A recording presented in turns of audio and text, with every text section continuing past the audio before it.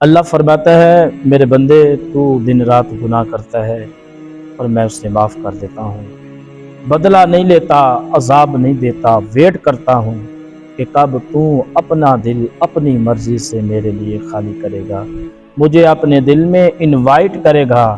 تیرا رب تو صرف تیری مرضی کا ایک فیصلہ چاہتا ہے تجھ سے، اور تجھے پتہ ہے اور رب تجھ سے کتنا پیار کرتا ہے۔ وہ سارا دن ہمارے گناہ دیکھتا رہتا ہے اور صبح اپنے ہی فرشتوں کے ہاتھوں ہمارا رزق بھیجتا ہے۔